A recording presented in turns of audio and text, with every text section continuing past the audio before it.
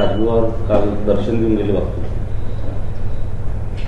ते स्मारकच आहे, त्याच्यावर स्मारकावरती कोणी येऊ शकतं. फक्त एवढंच आहे की ते किती वाजता येणार ह्याचं काही टायमिंग कळवलं नव्हतं. त्याच्यामुळे असं मी काही थांबू शकलो नाही त्या ह्याच्यामध्ये. पण भीमराव होते, त्यांनी असं त्यांचं स्वागत केलं. तुमचा त्यांचा वेळ जर मॅच झाला तर तुम्ही भेटला. शेवटी असणारे घरी येणार होते, त्याच्यामुळे घरच्या येणाऱ्या पाहुण्याचं स्वागत केलं पाहिजे या मताचा मी आहे. त्यांनी वेळ कळवला असतं तर मी थांबलो असतो.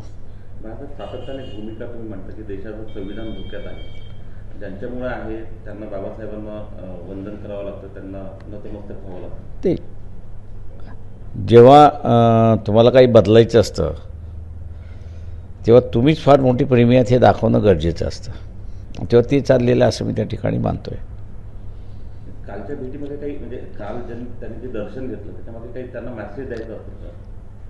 हो, त्यांना असा तोच मेसेज द्यायचा की आम्ही असं बाबासाहेबांना मानतो आहे, त्याच्यामुळे इनडायरेक्टली आम्ही संविधान मानतो आहे. पण कुठंही RSS आणि BJP यांचं कुठंही स्टेटमेंट नाही अधिकृतरित्याने की आम्ही ह्या संविधानाला मानतो आहे, असं कुठंही स्टेटमेंट नाही.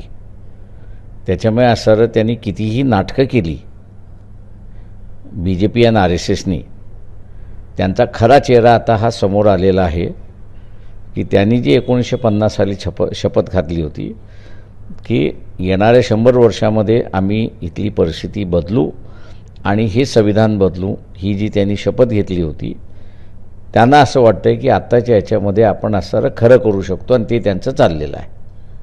बाळासाहेब 27 महाविकास आघाडीची बैठक होते, आज एक बैठक होती, मला वाटतं पुढे ढकलली गेली.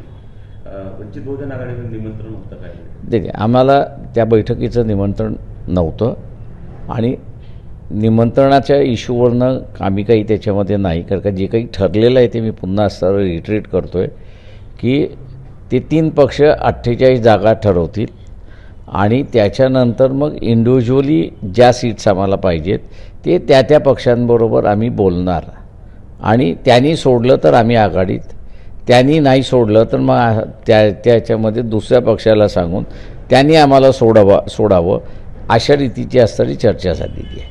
शिवसेनेने 18 जागांच्या पूर्ण आता चपणी सुरू केली आहे. त्यांनी तिथले समन्वयक निवडलेले आहेत. मुंबईतील 4 जागेवर त्यांनी त्यांचा इंटरनल प्रश्न आहे, तो इंटरनल प्रश्न महाविकास आघाडी बघतील.